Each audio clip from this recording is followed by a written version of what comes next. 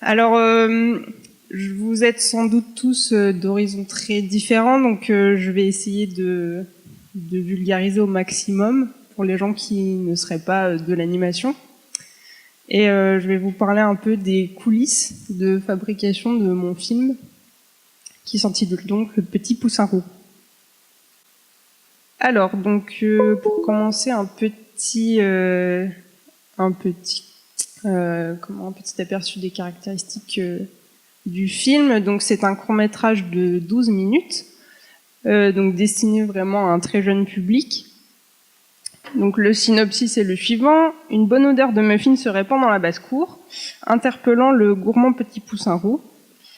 Grâce à la recette de la fermière, ce dernier rassemble tous les ingrédients nécessaires afin de préparer ses propres muffins. Peut-être que l'histoire vous dit quelque chose, c'est normal, vous allez vite savoir pourquoi. Donc là, je vous ai mis très brièvement la recette de mon film, puisqu'on est sur le thème de la gourmandise.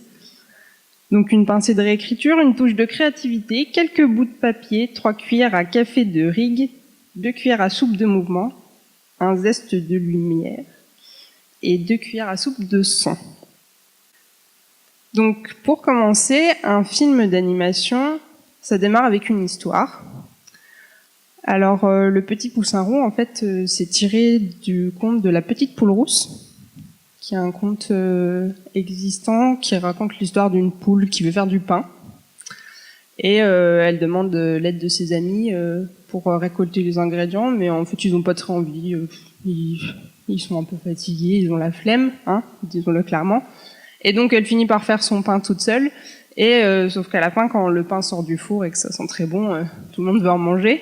Mais elle leur dit non, vous m'avez pas aidé, tant pis pour vous quoi. Et elle mange son pain toute seule.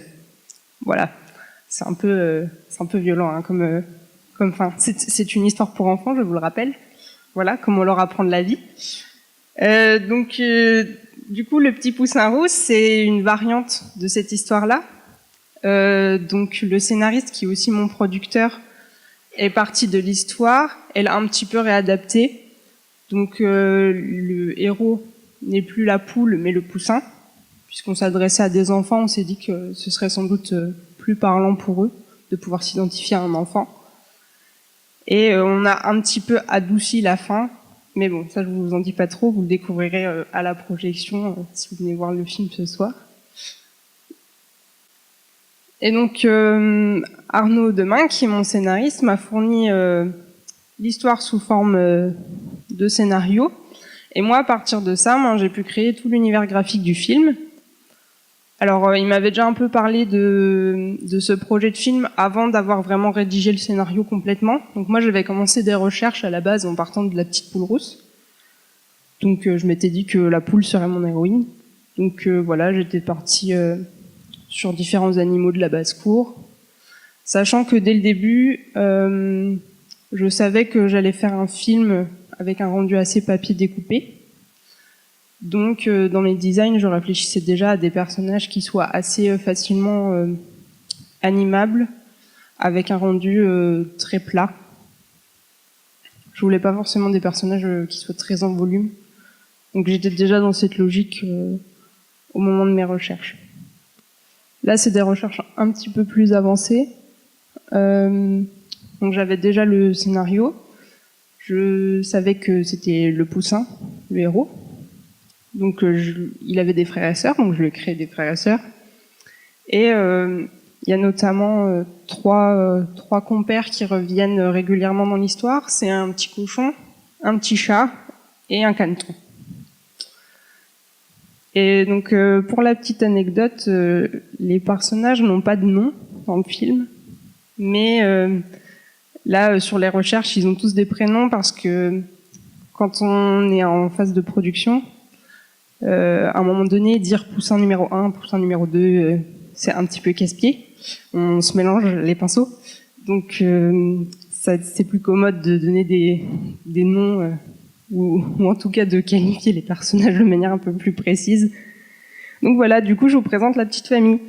On a la maman poule, qui pour le coup s'appelle la maman, parce qu'il n'y a qu'une poule.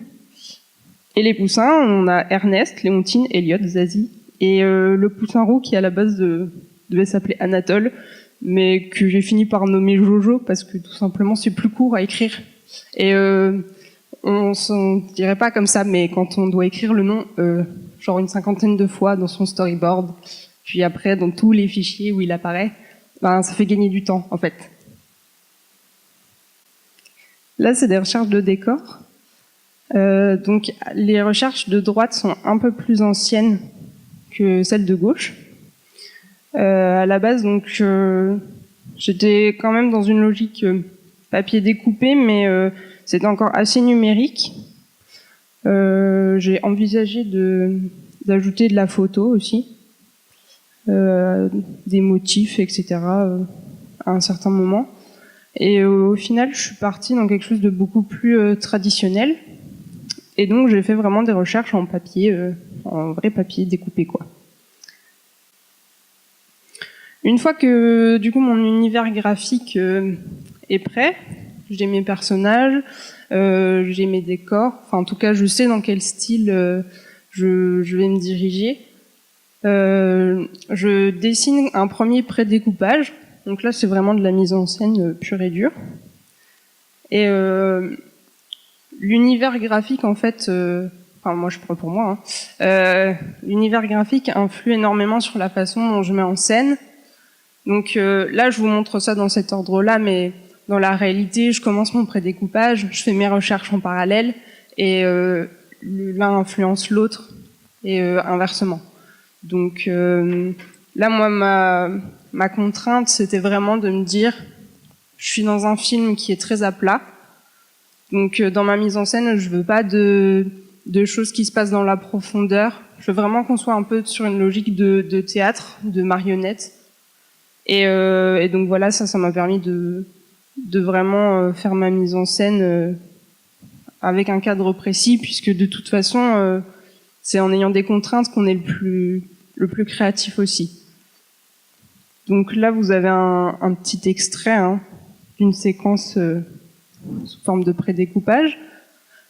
Sur des plus grosses productions, vous verrez sans doute le même genre de planche, mais plus détaillée, qu'on va appeler un storyboard. Donc en fait, c'est le film sous forme de petites cases, comme ça, sous forme de petites bandes dessinées. Après, le storyboard, c'est censé être un outil de travail ensuite. Donc normalement, on y ajoute dessus la durée des plans, on écrit en dessous ce qui se passe, en dessous chaque case, etc. Et c'est un document qui va servir ensuite à l'équipe technique, voilà, pour avancer dans la prod et bien savoir sur quoi on travaille, quoi. Donc moi, j'ai pas fait vraiment un storyboard à proprement parler. J'avais directement un tableau de production en ligne, une sorte de document Excel, si vous voulez, avec voilà tous les plans répertoriés dans l'ordre, numérotés, les décors correspondants numérotés, ce qui se passait dans chaque plan, etc., et les personnes qui allaient travailler sur chaque plan. Donc ça, c'est assez important dans le processus de fabrication. Et les petits croquis qui sont juste à gauche, je vous les ai mis parce qu'en fait, j'avais envie de vous parler un peu de l'évolution dans l'écriture du film. En fait, quand j'ai eu le scénario, avec l'histoire de ce petit poussin qui allait chercher des ingrédients à droite à gauche, ça portait vraiment à pouvoir expliquer aux enfants comment étaient faits les différents ingrédients. Donc il a besoin de farine, on allait expliquer comment on fait la farine. Il a besoin de beurre, on allait expliquer comment on fait du beurre. Et donc moi j'ai fait beaucoup de recherches là-dessus. Donc je suis allée dans le détail, je suis allée regarder comment fonctionnaient les meules dans les moulins d'autrefois. J'ai fait des croquis très détaillés, presque scientifiques.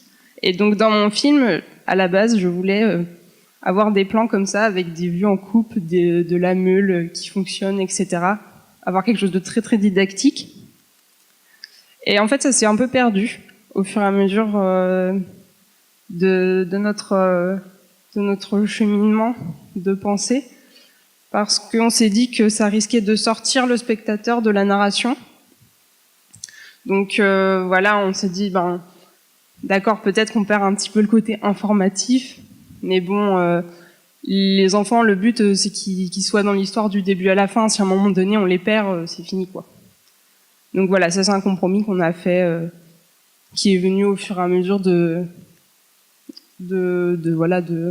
la mise en place du découpage, quoi, du film.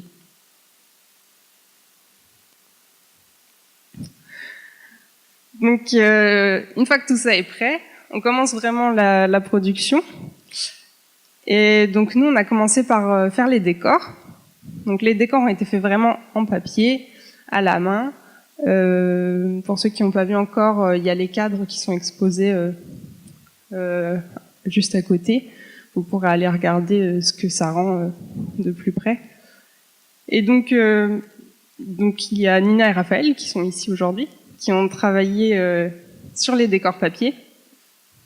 Donc il y avait, je n'ai pas noté les chiffres, mais il y avait combien de décors en tout? Il y avait 60 décors à faire. Donc sachant qu'il y a des décors plus complexes avec beaucoup d'éléments quand il s'agit de plans larges, avec une vue sur le moulin, etc. Et il y a des décors, c'est juste un sol, quoi, quand on est sur des gros plans sur les personnages. Donc une fois que les décors étaient faits, sur papier, on les a scannés.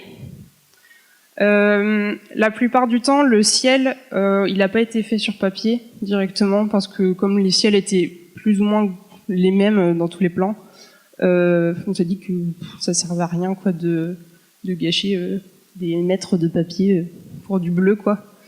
Donc les ciels ont été recréés numériquement après coup. Donc là, je vais vous montrer juste les différents éléments du décor. Donc le décor scanné, on l'a scanné sur un fond assez flashy, d'une couleur différente, pour pouvoir nettoyer et détourer facilement.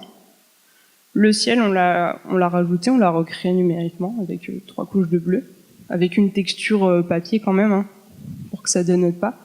Quand il y a des éléments séparés comme ça, qu'on appelle des overlays, c'est pareil, on les scanne séparément pour pouvoir après incruster les personnages entre. Et ensuite, on a rajouté des effets d'ombre portés, de toutes petites ombres, et c'est ça qui va donner la sensation de vrai papier découpé, en fait, qui aurait été photographié. Alors ensuite, pendant que les filles travaillaient sur les décors papier, en simultané, on a commencé à créer les pantins des personnages.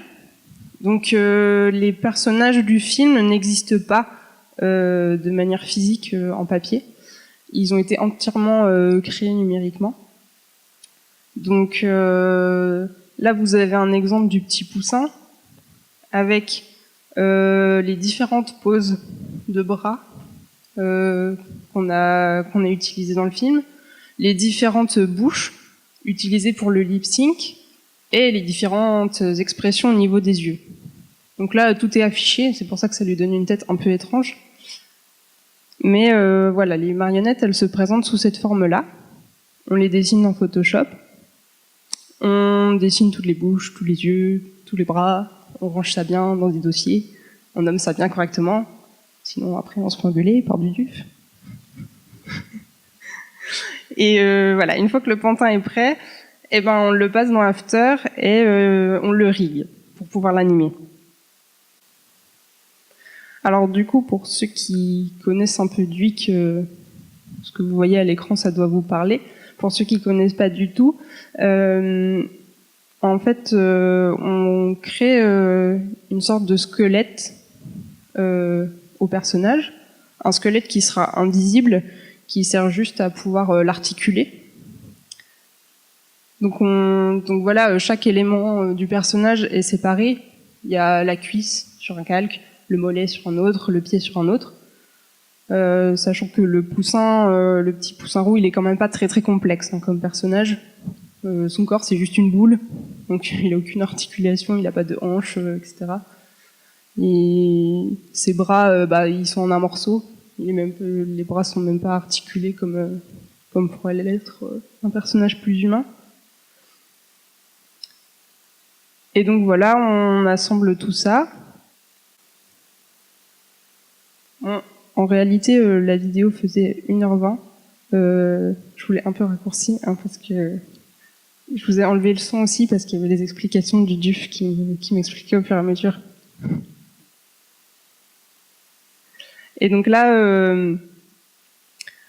on paramètre aussi les petits sélecteurs en fait sur le côté. Donc le fait d'avoir affiché tous les différents bras, les différents yeux et les différentes bouches sur le côté, ça permet ensuite donc de créer des petits sélecteurs comme ça qu'on va pouvoir déplacer pour que l'animateur choisisse la bouche ou l'œil qu'il veut faire apparaître. Donc cette étape-là, le plus important en fait, c'était de créer des personnages qui soient bien réglés, hein, évidemment déjà, qui fonctionnent bien, mais aussi d'avoir un pantin qui soit le plus ergonomique possible pour faciliter le travail des animateurs derrière. Donc le but, voilà, c'est d'y passer un peu de temps, mais que ensuite les animateurs, ils n'aient pas 36 000 questions à se poser, quoi. Il faut que ce soit facile à comprendre et que ça fonctionne bien. Et je voulais vous dire autre chose, j'ai oublié, c'est pas grave. Oui, si. Et en fait, ce qu'on a fait aussi, donc voilà ce que vous voyez là à l'écran, c'est qu'on a ajouté directement sur les pantins, à cette étape-là, des petites ombres portées, toujours pour garder cet effet papier découpé, qui était très important, que je voulais absolument dans le rendu de mon film. Et en fait, le fait de faire ça à ce moment-là, ça nous permettait aussi de gagner un temps fou et de pas devoir le refaire après sur tous les plans du film, une fois que l'anime était fini. Là, les ombres étaient déjà sur les personnages, donc plus tard, au moment du compositing, on n'aurait plus trop à s'en soucier, quoi. Enfin, on pouvait faire quelques retouches, mais globalement, le plus gros du travail était fait. Si vous voulez plus d'informations sur le rig, je vous invite à aller poser des questions à Duduf et Jean-Baptiste, qui sont des spécialistes en la matière. Et donc voilà, une fois que les personnages sont riggés, ils sont prêts à être animés. Donc tout se passe sur After Effects. On a nos pantins qui sont importés sur les décors, puisque les décors étaient déjà faits. Donc les animateurs pouvaient animer les personnages directement sur les décors finis. Et donc là, je vais vous montrer une petite séquence. Donc il y a 3 étapes de conception différentes. Vous avez la séquence dans ce qu'on appelle l'animatique. Donc l'animatique, en fait, c'est le storyboard, la petite bande dessinée là dont je vous ai parlé, qui est montée et avec éventuellement du son et des voix témoins si elles sont déjà faites.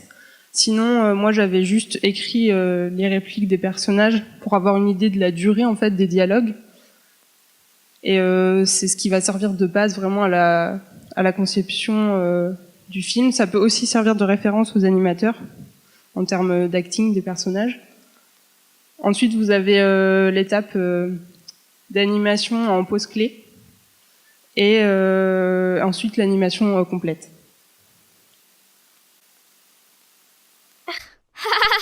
Qui m'aide à ramasser un sac de blé? Porcelet, tu m'aides à ramasser du blé? Je prends mon bain. Caneton, tu m'aides à ramasser du blé? Je suis en plein repas.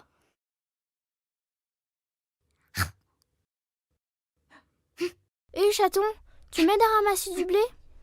Je joue avec la souris.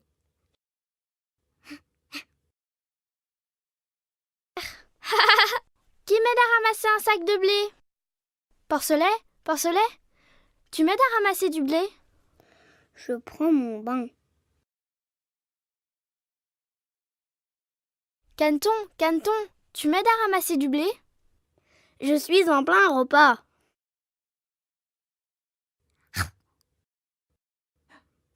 Et chaton, tu m'aides à ramasser du blé? Je joue avec la souris.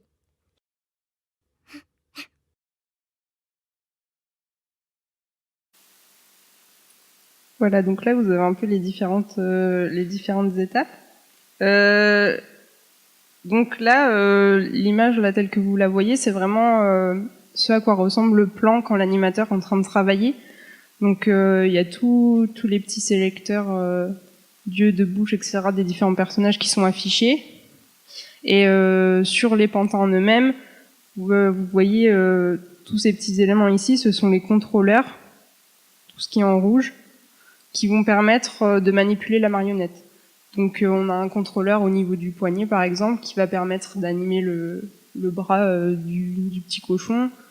On a des contrôleurs au bout des oreilles pour pouvoir les animer en rotation, etc.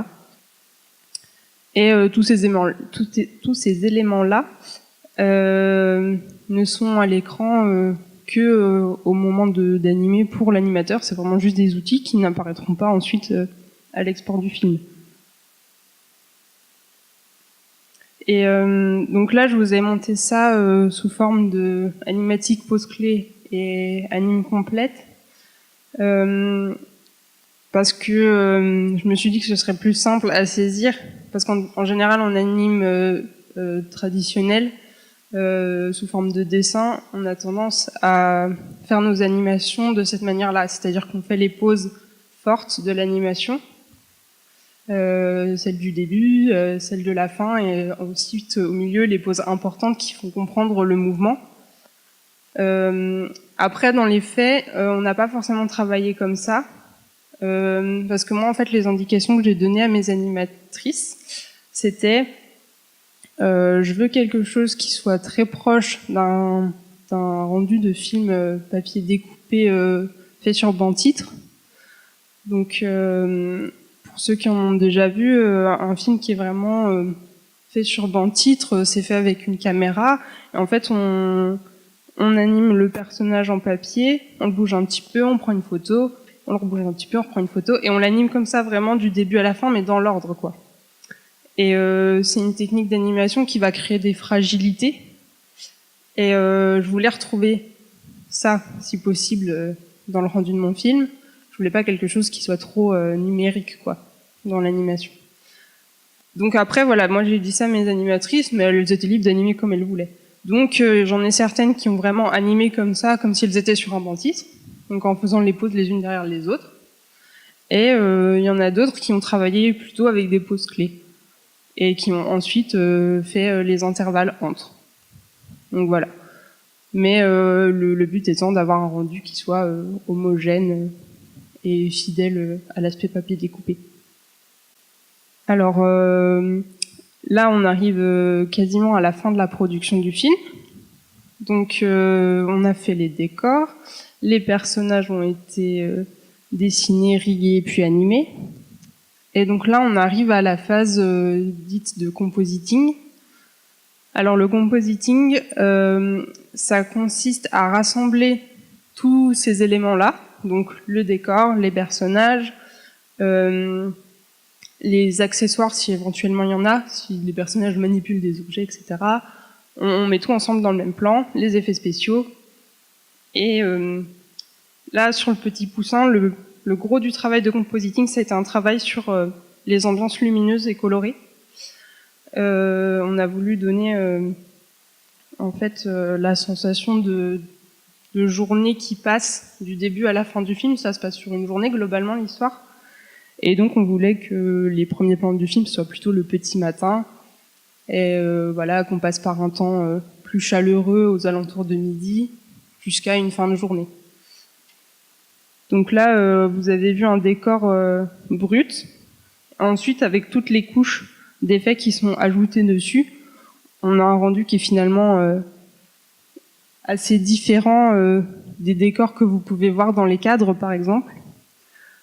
Donc là, par exemple, c'est un plan qui se situe vraiment au début du film. Donc on est sur une ambiance plutôt petit matin, assez fraîche. Et en fait, on se rend pas trop compte, c'est beaucoup de petits effets qu'on a ajoutés, qui se voient pas forcément comme ça à l'œil nu, mais le tout cumulé donne ce rendu en fait, ce rendu intéressant en termes de lumière et d'ambiance. Et on a également aussi pas mal travaillé sur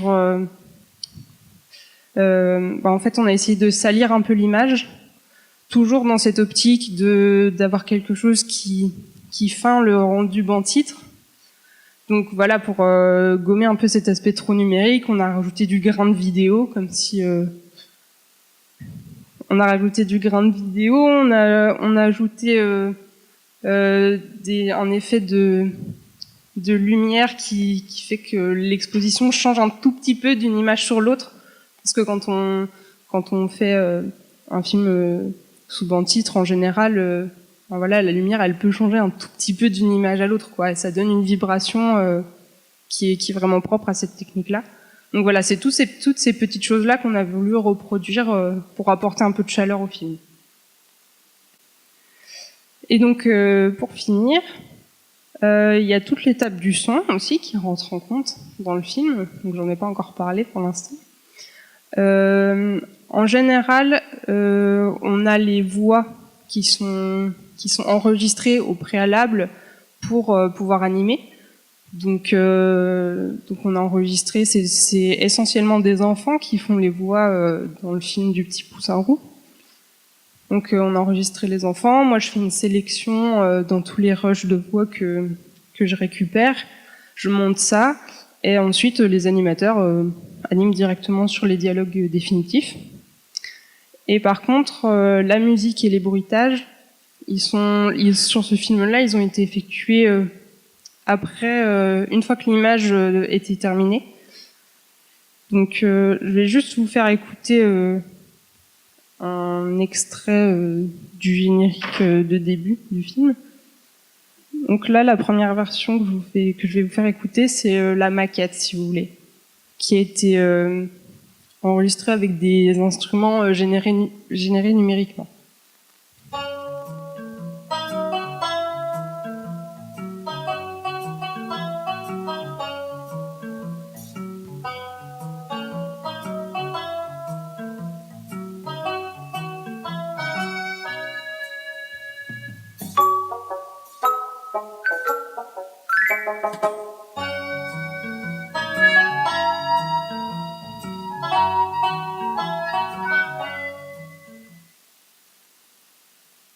Et la deuxième version, c'est l'enregistrement définitif.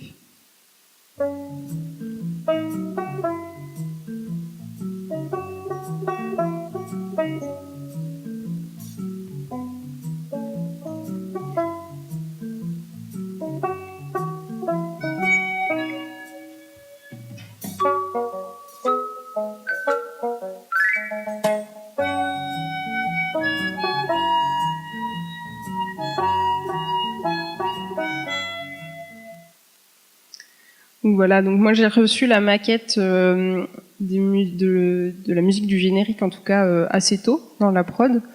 Du coup, j'ai dit à mon compositeur, ok, pas de souci, c'est super, c'est vraiment dans le ton du film, j'adore quoi.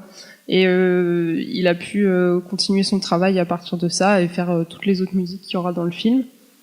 Et par contre, je lui avais dit de pas trop avancer et de bien attendre que j'ai fini moi de mon côté toutes les images du film, parce que le problème c'est que même quand on fait l'animation, la durée des plans peut varier encore un petit peu, et donc le montage est toujours un petit peu flou jusqu'à la dernière minute quoi. J'ai des plans qui vont bouger peut-être de 3-4 frames sur mon montage avant et après que le plan soit animé.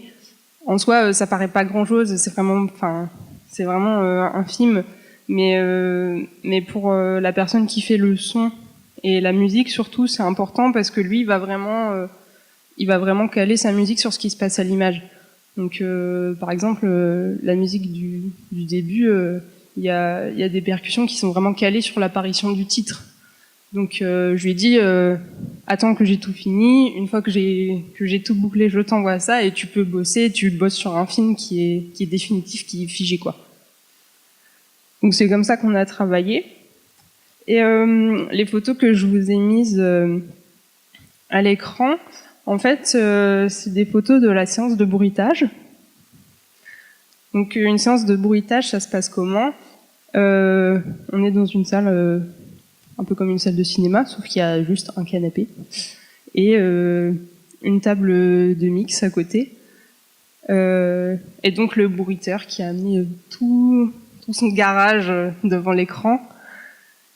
Et donc voilà, le film défile, on travaille par séquence et le bruiteur va prendre différents objets pour trouver le son qui va le plus coller à l'intention de ce qui se passe à l'écran, quoi. C'est assez drôle à voir. Moi, je sais qu'on a démarré la séance, une des premières séquences du film, on voit les pales en fait du moulin qui tournent, donc il fallait bruiter les pales. Et le bruiteur, tout de suite, il commence à monter sur une chaise, il prend un énorme tuyau, il fait des énormes mouvements comme ça devant son micro. Et c'est assez incongru, on se dit, ouais, mais qu'est-ce qui se passe? Et en fait, c'est normal, c'est son métier, lui, il a l'habitude. Et là, il prend du sable, il tape sur le sable. C'est assez drôle, quoi. Et donc, voilà, on déroule tout le film comme ça, on fait tous les petits bruits de pas, des petits bruits de présence. Il y a des personnages qui bougent un tout petit peu. Et ensuite, une fois qu'on a tout ça, donc les bruitages, les voix, les musiques, on mixe tout. Donc, du coup, on va dans une autre salle de cinéma, avec vraiment dans des conditions de projection qui seront celles des vraies salles, quoi, où passera le film. Et là, en fait, le mixeur, il va travailler sur les différents sons qu'il a, et il va jouer sur les niveaux, sur la stéréo, etc. pour que ce soit lisible, en fait, d'un point de vue sonore. Voilà, je pense que j'ai tout dit. Et voilà, donc pour conclure, je voulais juste remercier toutes les personnes qui ont travaillé sur le film. Donc l'équipe technique qui a travaillé sur les décors, l'animation et le compositing, elle n'était pas très grande. Donc là, on a du coup les deux Célia plus moi, on était 3 Célia. Nina, Raphaël et Sandra, donc ça c'était l'équipe technique qui était là vraiment au studio en tout temps. Il y a Duduf du coup qui est intervenu beaucoup pour la préparation des marionnettes, le rig et le compositing. Donc voilà, un grand merci à toutes ces personnes-là. Et également aussi à toutes les personnes qui sont intervenues de manière très ponctuelle, que j'ai vu sur 1 ou 2 rendez-vous, mais voilà, le compositeur qui a fait aussi le sound design, très important, le mixeur, le bruiteur, etc., le producteur, voilà, toutes les personnes qui ont travaillé sur ce film. On se rend pas compte, mais au final, le film est court, mais il y a quand même pas mal de monde au générique. Donc voilà. Je pense avoir tout dit, mais j'ai sans doute dû en oublier. Donc maintenant, si vous avez des questions, je vous laisse la parole. Bon, explication. Ma question, c'était sur le choix des voix. Pourquoi est-ce que c'est choisi des enfants? Est-ce que c'est toi qui as choisi des enfants? Ou est-ce que c'est le producteur ou justement? Est-ce qu'il coûte moins cher? Alors, c'est un peu tout ça. En fait, c'est vrai qu'on aurait pu prendre des adultes qui auraient fait des voix d'enfants. Ça se fait souvent, surtout dans les séries. Après, Arnaud, lui, ça fait quelques années maintenant qu'il fait du court-métrage pour enfants et qu'il met, lui, un point d'honneur à ce que les voix d'enfants soient faites par des vrais enfants, parce qu'il trouve qu'il y a une authenticité, en fait, dans le ton des enfants qu'on retrouve pas, même chez des adultes qui jouent très bien. Hein. Mais il y a toujours des fragilités dans un jeu d'acteurs d'enfants qu'on retrouve pas chez un adulte. Donc lui, ça lui tient à cœur, vraiment.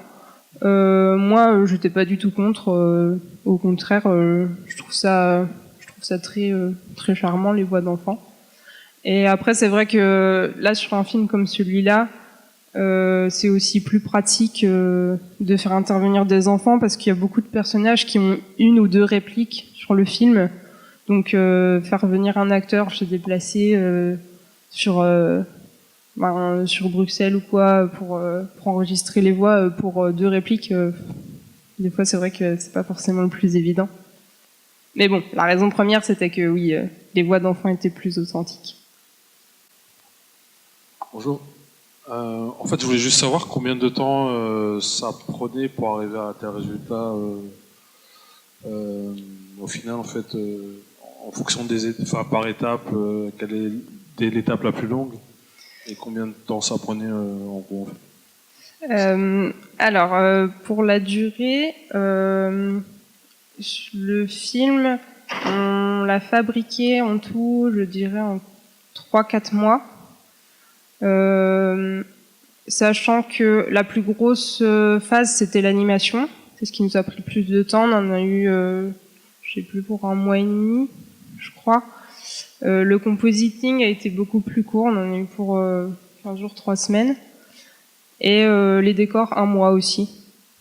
Et sachant qu'avant, il y a aussi toute la phase d'écriture, de recherche, qui, celle-là peut être très courte comme très longue. C'est une phase des fois qui prend plusieurs mois selon le. Voilà. Moi, mon scénario, j'ai dû l'avoir en janvier. On a démarré la prod du film en septembre. Donc voilà, sur tout ce temps-là, le travail de recherche se fait petit à petit, quoi. Bonjour. Bonjour. Moi j'avais une question par rapport au rig. Alors par exemple, si vous riguez le poussin qui est de 3/4 dans une séquence, est-ce que s'il est de face dans une autre séquence, vous devez recommencer le rig? Alors, nous, on a évité ce problème-là sur le film parce que voilà, plus on doit faire de marionnettes, plus c'est du temps à consacrer sur la prod. Moi, j'ai pas eu de souci parce qu'en fait, les personnages, les éléments du visage sont séparés. Et en gros, mes animateurs, ils avaient juste à placer les éléments au centre si vous voulez que le personnage soit de face, ou bien plus à l'extérieur si vous voulez qu'il soit de 3/4. Donc c'était la même marionnette, il y avait un seul rig.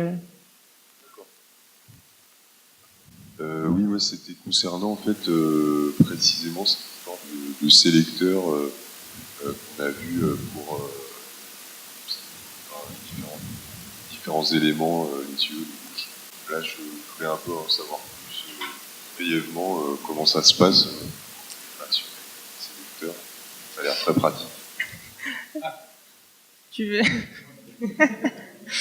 Alors, on va rentrer dans le détail technique, donc si jamais je dis des bêtises, tu m'arrêtes. Oui, c'est très très pratique. En fait, ce qui se passe, c'est que voilà. Attends, je vais peut-être revenir sur la diapo correspondante, ce serait peut-être plus simple. Donc voilà, quand on a la marionnette comme ça sur Photoshop, si on prend les bouches par exemple, ce qu'on fait, c'est qu'on a un petit dossier dans lequel on met tous les calques de bouches différents. Et du coup, les bouches qui sont affichées à gauche, elles servent juste de repère. Et une fois qu'on est dans After, ce qu'on va faire, c'est qu'en fait, le petit curseur là qu'on fait bouger, on va le lier aux différentes bouches. En fait, on va créer une expression qui permet de contrôler l'opacité des différentes bouches pour lui dire, voilà, quand tu es à cet endroit-là, je veux que l'opacité de cette bouche soit à 100%, mais que toutes les autres soient 0. Si tu es tout en bas, je veux que voilà, ce soit cette bouche-là qui s'affiche et pas les autres. En fait. C'est ça. Ouais, presque parfait. Juste une question par rapport au rendu papier découpé. L'effet un peu ombré relief que vous avez donné, c'est un preset que vous avez établi de façon dynamique et après vous l'appliquez en fonction pour, par exemple, si elle est trop forte ou vous l'estimez pas assez forte, avoir une main, on va dire, plus dynamique dessus, ou c'est vraiment... Sur quoi? Sur les ombres? Par exemple, sur les ombres, pour cet effet un peu relief. Alors du coup, pour les ombres, donc oui, on avait placé la plupart des ombres sur les personnages directement. Ah oui, ce que j'ai pas précisé, c'est que donc les marionnettes des personnages, elles n'existent pas qu'en un exemplaire. On avait quand même 3 tailles de marionnettes différentes en général. Pour le poussin, par exemple, on a un très grand poussin pour les gros plans, un poussin moyen pour les plans moyens, et pour les plans très larges, un petit poussin. Donc la marionnette existe en 3 exemplaires, et sur chaque marionnette, on a placé les ombres différemment, puisque forcément la taille de l'ombre varie un peu voilà, en fonction de l'échelle du personnage. Donc on avait déjà fait ce travail-là quand même au niveau des échelles. Après, si vraiment on voyait qu'il y avait un plan où l'ombre, ça n'allait pas du tout, qu'elle était beaucoup trop grande, beaucoup trop floue, voilà, c'est pas grave, on revenait sur la marionnette, on modifiait l'ombre, et ça n'influait pas sur l'animation était toujours là, et on pouvait la réexporter avec l'ombre modifiée, quoi. Et ensuite, au moment du compositing, quand on met tout ensemble, il y a certains éléments du décor auxquels on a dû recréer une ombre aussi, à ce moment-là. C'est vraiment à cette étape-là qu'on a recréé, qu'on a recréé l'homogénéité en fait en termes d'ombre de tout le film, parce que c'est vraiment là qu'on se rendait compte du rendu que ça allait donner avec tous les éléments, quoi. Donc voilà, on ajoutait quand il fallait, on adoucissait. Donc après voilà, c'est des ombres qui sont créées numériquement, elles auraient pas été vraiment identiques si on avait fait ça sur un banc titre, au niveau de la direction de lumière, etc. Mais bon, ça c'est des détails que nous on perçoit en tant que technicien, parce qu'on s'est penché sur la question, mais le rendu final est là, et je pense qu'un spectateur qui est pas spécialiste du banc titre, il s'en rendra pas compte, quoi.